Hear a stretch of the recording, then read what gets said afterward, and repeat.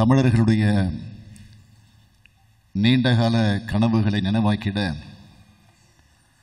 ஒரு வலுவான அரசியல் இயக்கம் தேவை. அது காலத்தின் கட்டாயம் என்பதை உணர்ந்து 1949 பேரறிஞர் அண்ணா அவர்களால் தொடங்கப்பட்டது திராவிட முன்னேற்றக் கழகம்.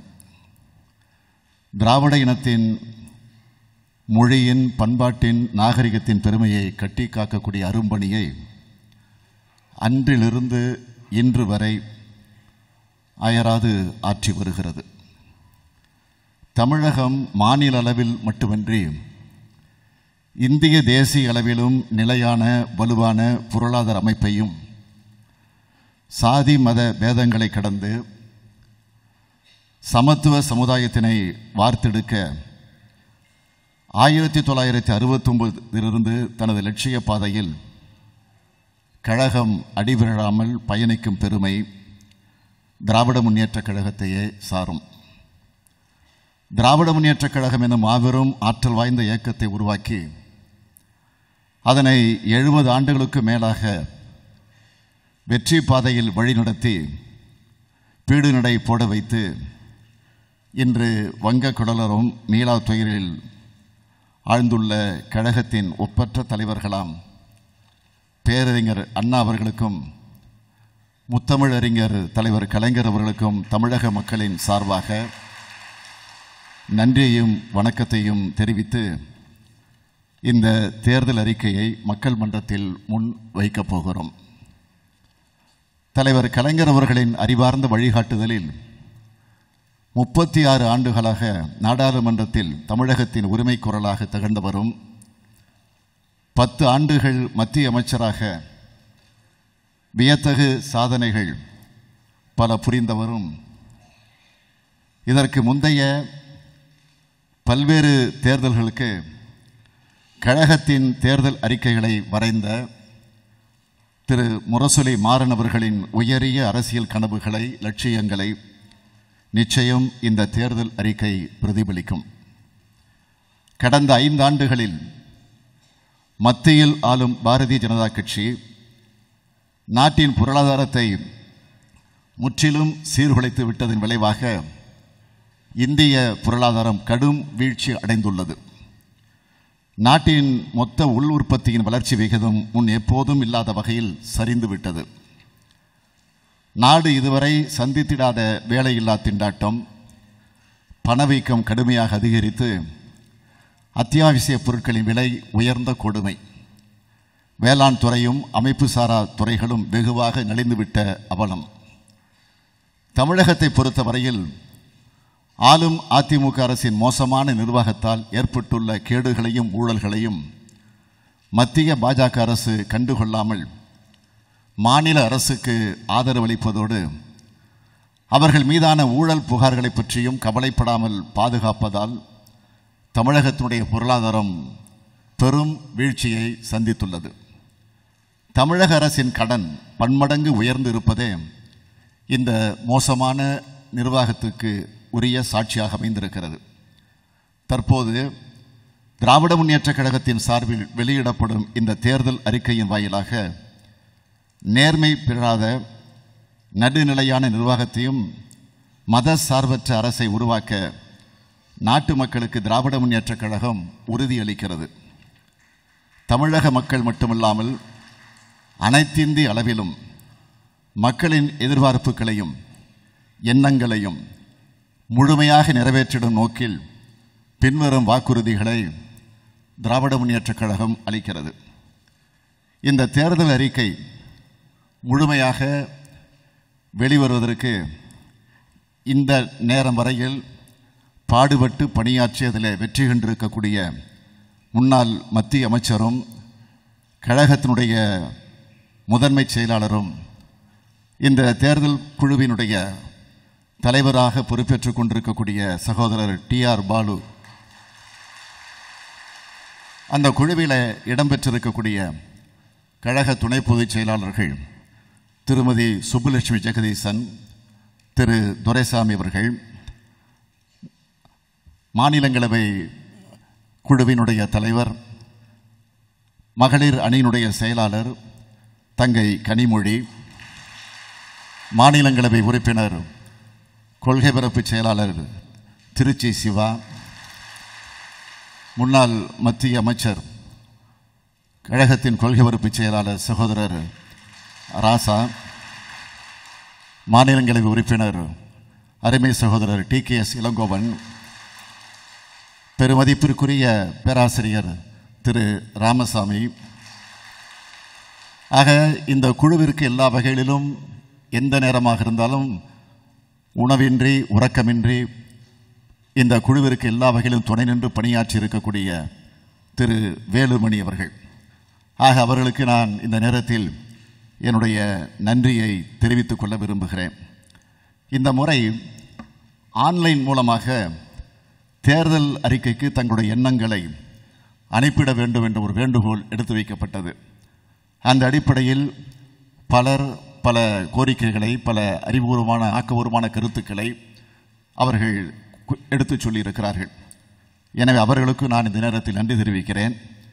அதேபோல் பல்வேறு விவசாய சங்கங்கள் உள்ளிட்ட பல்வேறு அமைப்புகள், வர்த்தக அமைப்பை சேர்ந்த கூடியவர்கள், ஆக அத்துணை பேருக்கும் இந்த நேரத்தில் நான் நன்றியை தெரிவித்துக் கொள்ள விரும்புகிறேன். இந்த தேர்தல் உடைய கதாநாயகனாக மட்டுமல்ல, கதாநாயகியாகவும் நான் ஏற்கனவே சொன்னது போல நிச்சயமாக வில்லனாக நாம் இருக்க மாட்டோம். எனவே கதாநாயகியாக இருந்து இந்த தேர்தல் அறிக்கையை மக்களிடம் கொண்டு செல்ல இருக்கக்கூடிய, குறிப்பாக ஊடகத் தொடர்கள்லாம் வந்திருக்கிறீர்கள், ஆக பத்திரிகை உலகத்தை சார்ந்தவர்கள் வந்திருக்கிறீர்கள். நீங்கள் நிச்சயமாக இதை நல்ல வகையில் மக்களிடத்தில் எடுத்துக்கொண்டு செல்வீர்கள் நம்பிக்கையோடு உங்களுக்கும் என்னுடைய இதயபூர்வமான நன்றியை நான் முன்கூட்டியே இந்த நேரத்தில் தெரிவித்துக் கொள்ள விரும்புகிறேன். தேர்தல் அறிக்கையில் இடம்பெற்றிருக்கக்கூடிய சில முக்கியமான வாக்குறுதிகளை உங்களிடத்தில் நான் படிக்க விரும்புகிறேன். மக்களவை தேர்தல் 2019 திமுக தேர்தல் அறிக்கை. சிறப்பு அம்சங்கள். 1. தமிழ்நாட்டில் உள்ள மத்திய அரசு அலுவலகங்கள் அனைத்தும் தமிழிலேயே செயல்படத்தக்க வகையில் இணை ஆட்சி மொழியாக கோ-அஃபிஷியல் லாங்குவேஜ் தமிழை அங்கீகரிக்க தேவையான சட்ட திருத்தங்கள் செய்யப்படும். 2. வேளாண் துறைக்கு தனியாக நிதிநிலை அறிக்கை நாடாளுமன்றத்தில் தாக்கல் செய்யப்படும். மத்திய அரசின் வரி வருவாயில் 60% மாநிலங்களுக்கு பகிர்ந்து அளிக்கப்பட வேண்டும். வளர்ந்த மாநிலங்கள் மேலும் வளர்ச்சி அடைய தேவையான ஊக்கம் கிடைத்திட மாநிலங்களின் செயல்திறன் அடிப்படையிலும் பாரபட்சம் இல்லாமலும் நிதி பங்கீடு செய்யப்பட வேண்டும். 4. மத்திய நிதிக்குழுவின் ஃபைனான்ஸ் கமிஷன் அமைப்பும் அந்த பணிகளும் மாநிலங்கள் மன்றத்தால் இன்டர் ஸ்டேட் கவுன்சில் வரையறுக்கப்பட வேண்டும். 5. மத்திய மற்றும் மாநில அரசு அலுவலர்களுக்கு பழைய ஓய்வூதிய திட்டம் மீண்டும் கொண்டு வரப்படும். தொழிலாளர் ஓய்வூதியம் எம்ப்ளாயீஸ் பென்ஷன் ஸ்கீம் 1995 குறைந்தபட்சம் ரூபாய் 8000 நிர்ணயிக்கப்படும். 7. பாஜக அரசின் தவறான முடிவுகளால் இன்றைக்கு சிதைந்து போன இந்திய பொருளாதாரத்தை மீட்டெடுக்க சிறப்பு அந்தஸ்துடன் கூடிய பொருளாதார வல்லுநர்கள் அடங்கிய உயர்நிலை குழு ஒன்று அமைக்கப்படும். 8. தனிநபர் வருமானம் ஆண்டுக்கு ரூபாய் 86,689 ரூபாய் 1,50,000 உயர்த்திட நடவடிக்கை எடுக்கப்படும். 9. நாள்தோறும் நிர்ணயிக்கப்படும் பெட்ரோல், டீசல், சமையல் எரிவாயு உள்ளிட்ட பெட்ரோலிய பொருட்களின் விலைகளை கட்டுக்குள் வைத்திட நிர்வகிக்கப்பட்ட விலைமுறை அட்மினிஸ்ட்ரேட்டட் பிரைசிங் மெக்கானிசம் மீண்டும் கொண்டு வரப்படும். சமையல் எரிவாயு LPG கேஸ் சிலிண்டருக்கான மானியத் தொகை வங்கி கணக்கில் திரும்ப செலுத்தப்படும் முறை மாற்றப்பட்டு முன்பிருந்தது போல சிலிண்டர் விலை குறைக்கப்படும். தென்னிந்திய நதிகளை இணைக்க நடவடிக்கை எடுக்கப்படும். 1976 மத்திய அரசு பட்டியலுக்கு கொண்டு செல்லப்பட்ட கல்வி மீண்டும் மாநில பட்டியலுக்கு கொண்டு வரப்படும். மருத்துவக் கல்லூரிகளில் பட்டம் மற்றும் பட்ட மேற்படிப்புகளில் மாணவர் சேர்க்கைக்கு நடத்தப்படும் நீட் தேர்வு ரத்து செய்யப்படும்.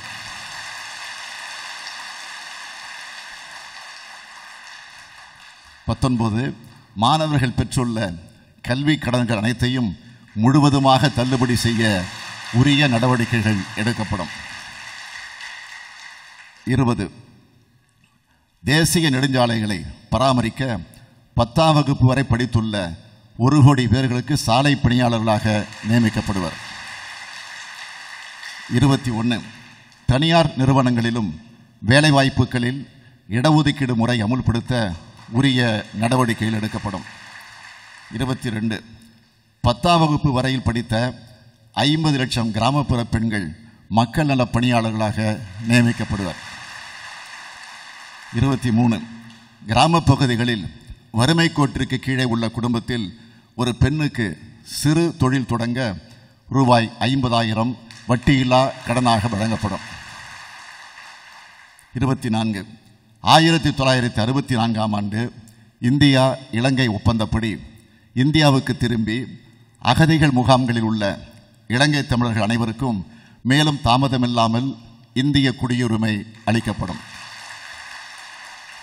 25 நெடுஞ்சாலைகளில் தனியாரின் சுங்கவரி வசூல் உரிமம் முடிந்த பின்னரும் வசூலிக்கப்படும் சுங்க கட்டண வசூல் ரத்து செய்யப்படும். 26 பள்ளி மற்றும் கல்லூரிகளுக்கு சென்று வரும் மாணவர்கள் அனைவருக்கும் இலவச ரயில் பயணச் சலுகை வழங்கப்படும்.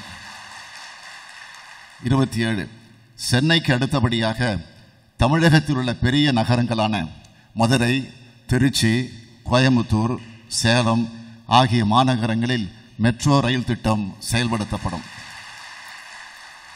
கீழடியில் 28 கீழடியில் தொல்லியல் ஆய்வுகள் தொடரப்படும். அங்கு கிடைத்துள்ள பல்வேறு அருங்கலை பொருட்கள் ஆர்டிஃபேக்ட்ஸ் காட்சிப்படுத்தப்பட அங்கேயே காட்சி அருங்காட்சியகம் ஒன்று அமைக்கப்படும். 29 கஜா போன்ற கடும் புயல் நிவாரண உதவிகளுக்காக நிதிநிலை அறிக்கையில் 0.5 அரை சதவிகிதம் நிதி ஒதுக்கீடு செய்யப்படும். மேலும் புயல் பாதிப்புக்குள்ளாகும் அனைத்து பகுதிகளிலும் நிரந்தர பாதுகாப்பு இல்லங்கள் அமைக்கப்படும். 30 இயற்கை சீற்றத்திலிருந்து கடலோர சமுதாய மக்களை பாதுகாத்திட புதிய சட்டம். 31 கார்ப்பரேட் நிறுவனங்கள் அனைத்தும் சமுதாய பொறுப்பு திட்டத்தின் கீழ் குறைந்தபட்சம் ரூபாய் 10,000 சம்பளத்தில் வேலை வழங்கும் திட்டத்தில் 50 லட்சம் பேருக்கு வேலைவாய்ப்பு அளிக்கப்படும்.